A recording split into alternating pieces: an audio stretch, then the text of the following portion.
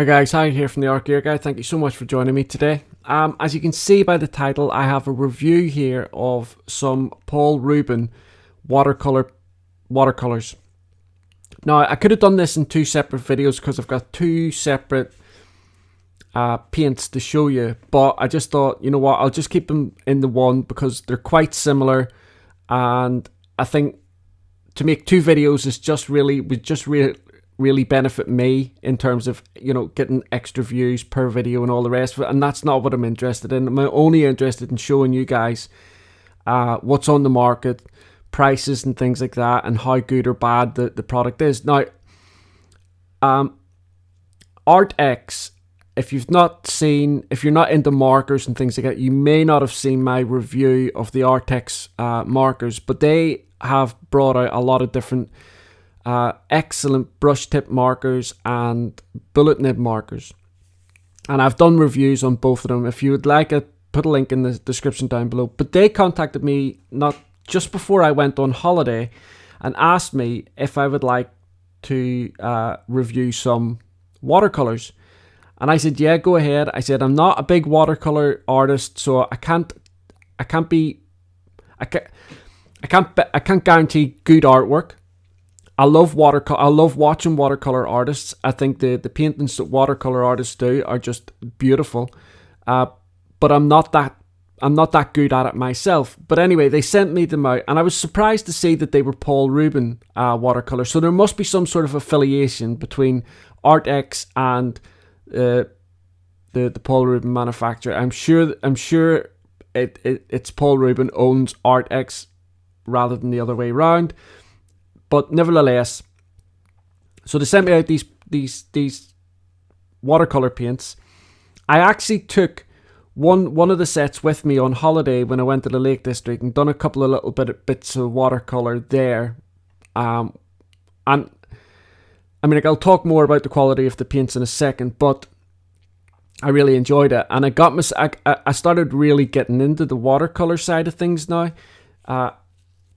So much so, I've got a few other. I've gone out and got a few other different brands of watercolors, because one of the problems I had, or thought I would have, with regards to reviewing watercolors for you guys is, with colored pencils and markers, I have a really good understanding of what's out on the market because I've been doing that for quite some time. But when I'm doing a watercolor review, it would have been very difficult for me to kind of like compare, say, like this set of Paul Rubens to perhaps maybe like some watercolors from Winsor & Newton, or from Daler Rowney, or from Schmincke, or some of the other big watercolor brands names that have completely escaped me right now. Core, I know, is one as well. Daniel Smith is another, but you get what I mean. So I got some of those, and I've got some really good high level watercolors, some kind of like student range and budget range, and I've been able to sit down and compare them, and so I have a good understanding of the different levels of watercolors that are out there on the market now. So I just want you to be aware of that now of the review. So let's get into this review in any case. So like I say, this set here is the just ordinary traditional watercolor pans. There's 24 pans in here, and this set here is the Pearlescent watercolors, which I'll show you in a second. So the first thing we're going to do is we're going to go through this the traditional watercolor pans. So as you can see, first of all, the packaging here is really nice. When we lift up there's nothing on the bottom. There's just like the logo on the bottom, and it just says here, Artist Transparent Watercolor, Fine Artist Watercolors. It's exactly what it says on the back here. And so we lift the lid up, and like I say, really nice packaging. I know it sounds daft, but when you get good packaging like this, you can pretty much guarantee that whatever's in the packaging is going to be relatively good quality. So I think that's it can be a good telltale sign. So some information in here, a little bit of the swatch type of thing of the different various colors that they do in the Paul Ruben range. everything's in Chinese, but so you can't read it. There is one thing about this which I'll come back to later on, and it's with regards to the light fastness of the paints. This thing here is just like a little swatch that you can do yourself. Again, you can see there the writing's all in Chinese, so you would have to like just put your own writing down at the side and do your swatch there if you wanted to do your swatch on this little card. So let's move out this side. And here, so you open the box and you see the Paul Ruben logo. This is like a chamois cloth thing, which I thought was really nice. So you can see there, really, it's just like a chamois. So obviously for mopping things up, but I haven't used it. When I get products to review, there's lots of things I don't use, like the swatches that come, things like this, just in case I do giveaways with them. Which, just for a little hint, I'm going to be putting a video up right after this, and it's going to be a giveaway. So if you're interested in another giveaway on top of the Koh-i-Noor one that I'm doing, then just look out for the next video I'm going to put up. So anyway, that's the cloth that comes in there. Really nice, but kept. And then we have the tin itself. Now, watercolor tins are watercolor tins. On the bottom here, there's a little ring. So when you are out and about, you can put your finger through the ring and help steady it. Make sure it's not going to fall off or anything like that. When you open the tin, so the images that you're going to be seeing now are the watercolor pans as I got them. So you can see here in some of the images I'm showing you, these are the pans with the paper on them. On the paper, it tells you the pigment name. There's a lot of Chinese writing on there as well, but it just tells it, and the pigment number. And then most of the information on there is Chinese, but there is enough information on there for you to know the color names when you're writing down, when you're doing your own swatch.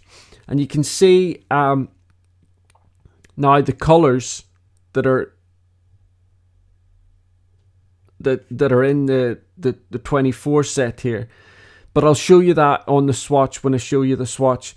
Now, I showed you there the sizes of the pans. I don't know whether that information is relevant to any of you, but I just did it just in case. Don't forget, this is new to me, doing watercolors, a watercolor review. So I just put the sizes out there in any case. So you can see here on the tin, you've got plenty of mixing area here. You've got these 4 wells here, and then on the other side, you've got another 5, kind of like much shallower wells for mixing, but they're good for mixing. And so that's when, if you are out and about and you've got, your paintbrushes, the little ring underneath is really good. It just allows you to keep everything in place and, keeps everything steady. Now, there's this little well in the middle here, which, you could, if you had a white gouache or something like that, you could put it in there, so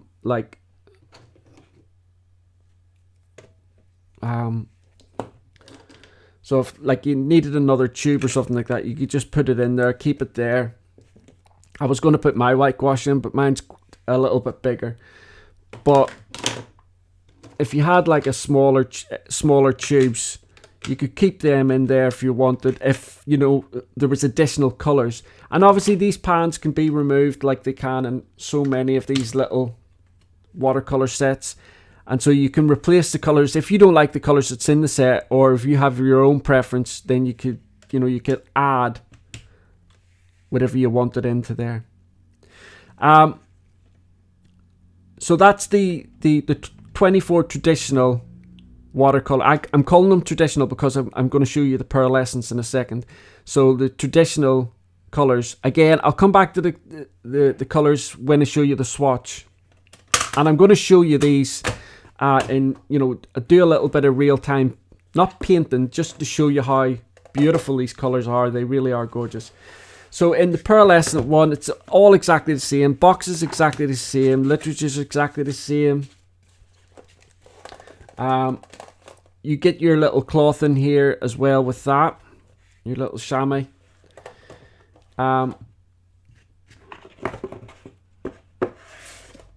With the Pearlescent one, the tin is identical. Little ring underneath it for out and about.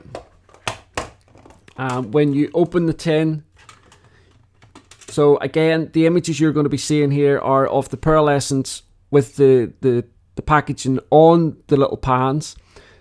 What I will say about this is there is writing on there.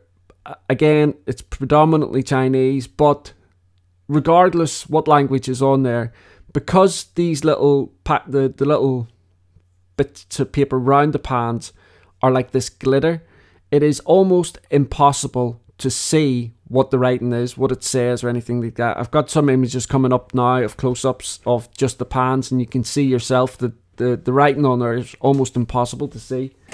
But now you can see the full range, the 24 set of these pearlescent colors. Really, really gorgeous. Really vibrant colors as well, which again I'm going to show you in just a second. Like I say, the tin is exactly the same as the other one. So you've got these 4 big deep wells here in one side of the lid, and the other side has these 5 much shallower wells just along here. So plenty of mixing space. And again, you've got this center reservation here that you can either put some extra tubes down, or another couple of pans, or like a little travel brush, whatever you want, you could put it in there. Okay, so I've got this, I've already done this swatch, and you can see here just how absolutely gorgeous these colors are. They are really, really vibrant. Now, I know that a lot of watercolor artists, they prefer tubes over pans.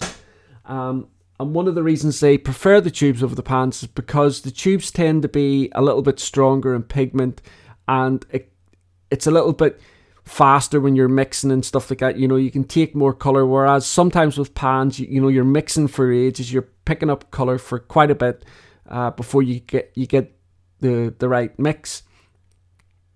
But with these, I just found these really easy, picking up the color and mixing it up and stuff like that. I found that the brushes that I was using, and the brushes that I use predominantly, not that it really matters, but just in case any watercolor artists ask, it's these silver SAA brushes. You can go on their website and buy them if you like. I like them. I really like them. They're nice quality. And I've got a couple of Daler Rowney Aquafine brushes also. But these brushes just pick up the color really, really well, and I find no problem. So as you can see here, we've got like a permanent lemon yellow, cad yellow, Indian yellow, cad red, light scarlet, madder red, violet, permanent violet, cobalt blue, French ultramarine blue, sky blue, sea blue, Prussian blue, Payne's grey, yellow green, tree green, hooker's green, actually hooker's green brilliant, emerald green deep, yellow ochre, red ochre, umber, burnt sienna, burnt brown, and coal black. So I have to say, I mean, out of this, if I do anything, I'd maybe take 1 or 2 blues out, like maybe the sky blue, and the sea blue, and keep the Prussian, the French ultramarine, and the cobalt blue. And then obviously you've got your Payne's grey, which is kind of like a bluey grey. So I think maybe they've gone over top with the blues, but that's just my own personal preference. I think when it comes down to watercolor artists, the palettes that they choose is very, very personal to them and the subject matter that they enjoy painting. So that's just my own personal opinion on the swatch selection. But the colours that are there are gorgeous, really, really nice.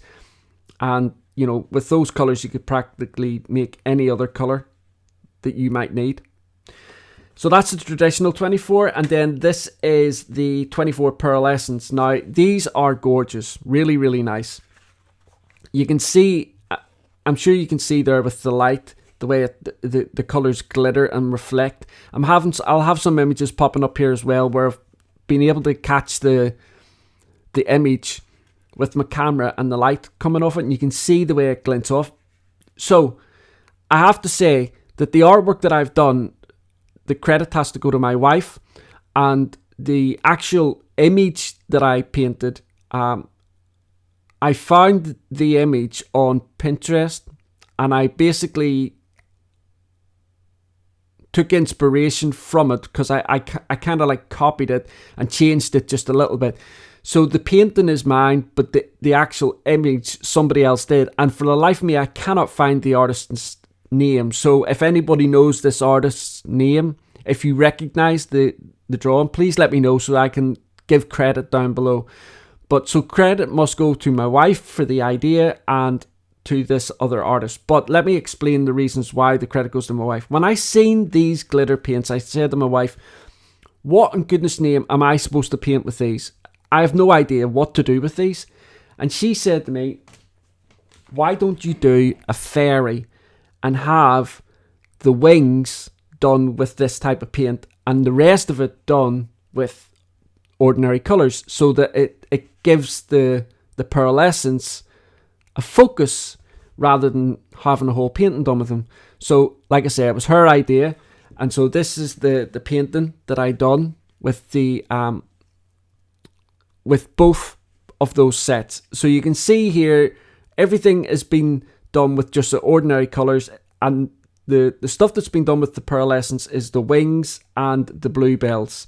So you can see them glittering when you're stood in front of it.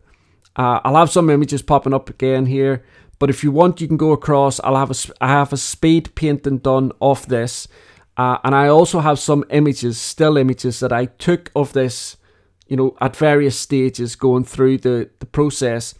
But I have still images over on the Art Gear Guide. I'll have a link for all of those down below if you want to go across, look at the still images, and also go across and take a little look at the speed drawing. Because the speed painting is actually really nice, the way it just comes together. But this is what I was able to produce with the watercolors. This is kind of like really my first watercolor painting. So I did make a mistake. Okay, so I did do it once. The first time I did it, I didn't like the outcome. I made mistakes, and I learned from those mistakes, and then this was the second one. So this was the first one that I done. And you maybe can't see the difference, but you should be able to. But I put like colours here, flowers here, and stuff like that, and I just overcomplicated the painting. The whole idea of these little yellow things up here were kind of like, I had in my head fireflies, but it just didn't work out. I made mistakes here. There's blotchy marks here as well. You can see them just a little bit, and the face was wrong, the hair was wrong, just everything about it was wrong. So I thought to myself, I want to do it again. And when I did it the second time, I was much happier with this. I'm sure I can improve upon this as well in time, but for now, this was what I was able to produce with it, and my daughter Amelia loves it, so that's good enough for me. If she loves it, then that is good. By the way, the paper used for this is the Hahnemühle, and for this particular one, it was done on this £300 640 GSM paper. Gorgeous paper. I am going to be doing a review of just some of these Hahnemühle papers because they are absolutely outstanding papers. This is from their collection range, and just gorgeous. Same with the first painting. The first painting that I did, it's still on the block here. I haven't taken it out. This one is on the £140 300 GSM watercolor paper. So, but I'll talk more about those papers in the actual review that I'm gonna do for you. Okay, so what I'm gonna do now is I'm gonna show you like in real time, live time, how these paints react, how they go down on the paper, what they're like with wet on wet, that type of stuff. Now, what I would say about the pearlescents, there are some of the colors in the pearlescents, as you can see here, which are much more glittery than others. I think that's just more to do with the colors, but all of them have this really glistening glitter. When I say glittery, it's really difficult to describe, because it's not glitter per se, but it has this gorgeous really silky, glittery feel or look, appearance to it. I'm trying to find the right words here. But when people say to me like glitter paint, I have an idea of like paint with like these chunky bits of glitter in it, but that's not what these are. Not at all. So I just wanted to mention that. But if you want to go across to the written review of this, and you'll be able to see the images of the swatch over there, so you might get a better idea yourself looking at it, which colors are much more kind of like pearlescent, if you like, than others. Okay, so I'm going to do a little bit of wet on wet here with both of the sets. I'm going to do and just show you how the colors react on wet on wet. I have to say, this little tool here that I got from Hahnemühle is just amazing. It's for block watercolor paper when you're taking your paper off. Just perfect. No rips, no tears, no nothing. You can get them loads of different places. Like, I'll have a link for it down below if you're interested in it, rather than using an X-Acto knife, because if you use block watercolors, sometimes that can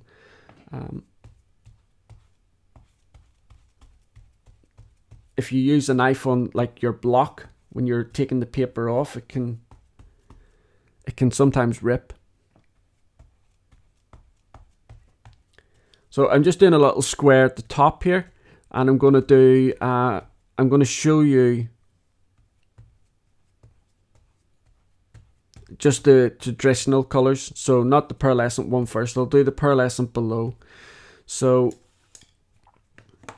I'm keeping my brushes there so that the camera doesn't go out of focus while I'm lifting up some color. So I've lifted up this French ultramarine blue. Let me zoom in a little bit here.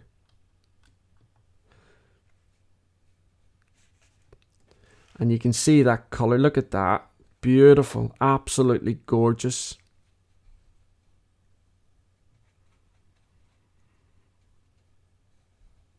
I love when you're working on wet, just how the watercolor just brings a life of its own, and but you can see how rich and vibrant the color is. Now, in terms of like student grade or artist grade, they are sold as artist grade. Now, I've had a look on their website and stuff like that. It's difficult because a lot of it's in Chinese. There is an English version, but very little of it is actually in English. And I have spoke to my contact at Arrtx, the person who sent them to me. I've asked a couple of questions with regards to whether they class them as artist or student, and they say that they're classed as artist grade, and I can see that because of the rich pigment in them.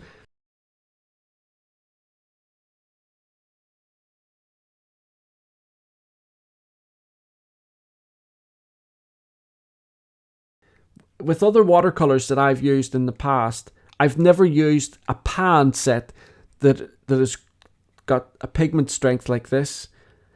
But caveat in there in that I haven't used a lot of watercolors, so I'm not saying that there aren't any, but I haven't used them yet. I am working really hard on making sure that I get a good understanding of watercolors, because I want to do more reviews of them.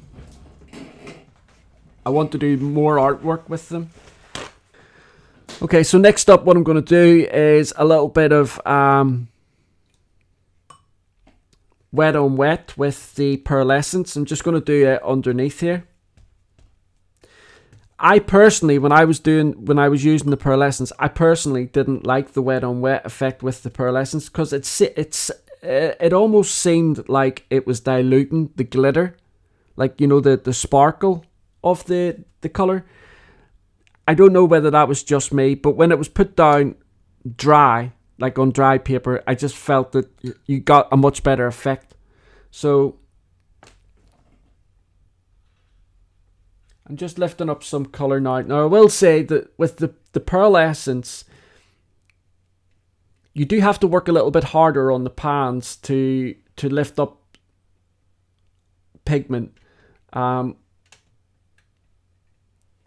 I'm not sure whether that's to do with, you know, because they have this pearlescence to them, and they've maybe got more binder in them than they do like pigment, in order to give them this pearlescence hue or appearance. I'm not 100% sure, but you do have to work a little bit harder than what you do with the traditional pans.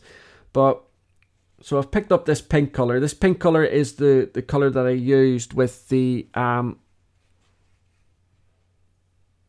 when I was doing the wings on the fairy. But you can see there, it's okay. I personally think that when you do wet on wet with the Pearlescents, it's almost like it just dilutes that appearance that you should be looking for, which is that glittery appearance. There's another really nice color here on the Pearlescence, shiny blue it's called. It's kind of like a weaker blue, a lighter blue.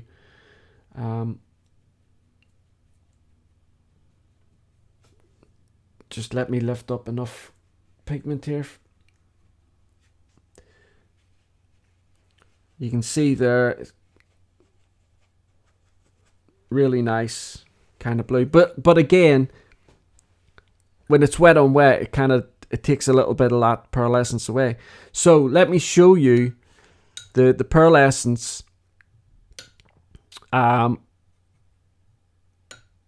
just on dry paper. So again, I'll use the same two colors that I did when I was doing the wet on wet, and then again at the top here, I'll come back in.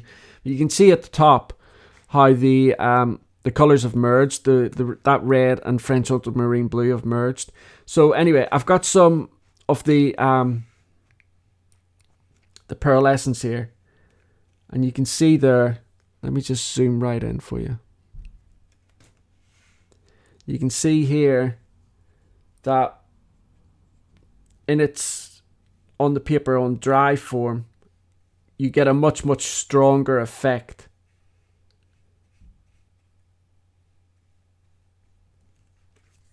than when you do wet on wet. And again, I'll lift up the blue that I used. Same type of thing. But overall, the pearlescence are just gorgeous. Really, really nice. Really, really nice indeed. And now I'll just do some of the colour from the traditional set. So I'll just zoom back out again. Sorry, I'll zoom back out again here. So this is the madder red here that I've picked up. A little bit of, it's kind of like a purpley red. And you can see, and this is the red that I picked up for the wet on wet as well. So you can see how strong that is. And I've not I've not kept my brush in there for a long time. I've not done almost dug a hole in the pan to lift up pigment. I've not done that at all. I've just put a wet brush in there, brushed it around for a little bit. And you can see there just how gorgeous these colors are. Really, really nice. Like I say, I got them just before I went on holiday, and I thought to myself, I'll take one of them with me. I took one. Actually, I think I took both of them with me, but I only used the traditional colors. I didn't really think I was going to use them that much, but I did, and I really enjoyed it because I've had a set of watercolors before in a pan, in pans, and I didn't really enjoy them, and it was probably because they weren't student or artist grade. They were lower grade, and so the pigment strength wasn't that great. And I was working really hard lifting color from the pan to try and mix, and all. It was just wasn't fun. Once I started using these, I was like, my goodness, this is so much easier to do. Anyway, I've lifted up here now the yellow green. So again, you can see here, just look how rich and vibrant these colors are.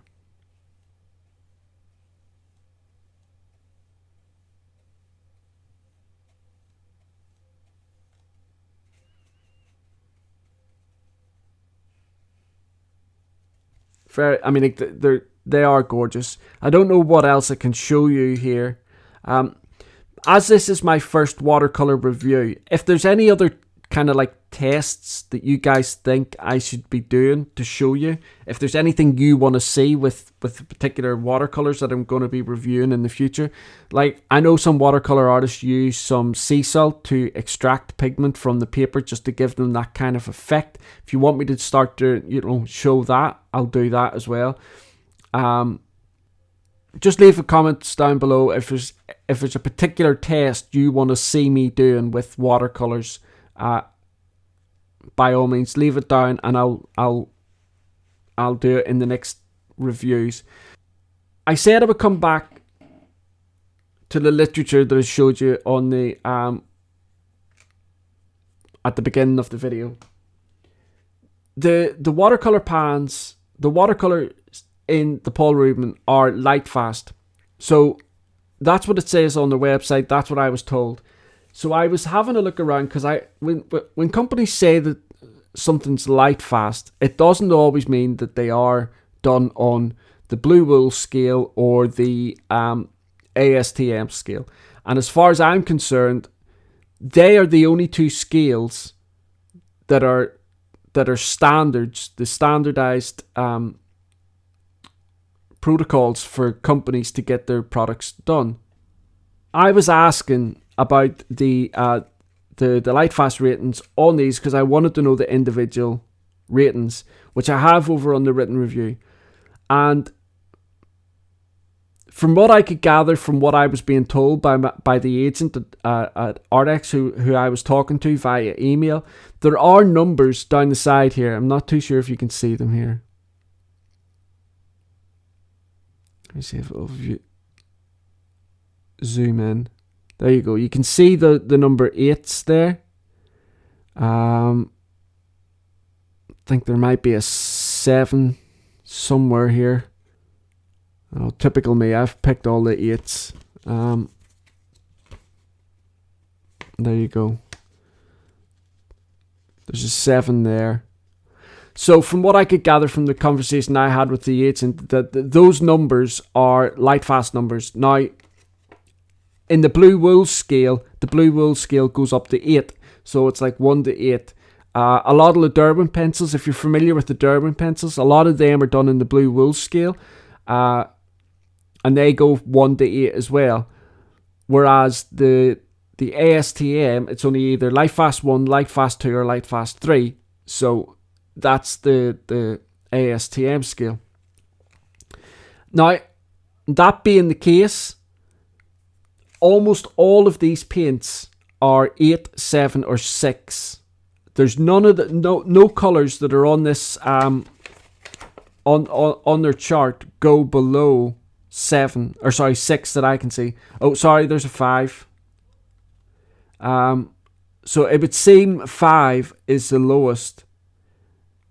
I mean, like I went through this last night, double checked it. It's really difficult because there's a lot of it in Chinese writing. But 5 is the lowest that I have seen of all the colors, and that includes the pearlescence as well. So I'll have more about that over on the written review. Okay, so that's really about it for this review on the Paul Ruben watercolor set. I thought the quality of the paints was excellent.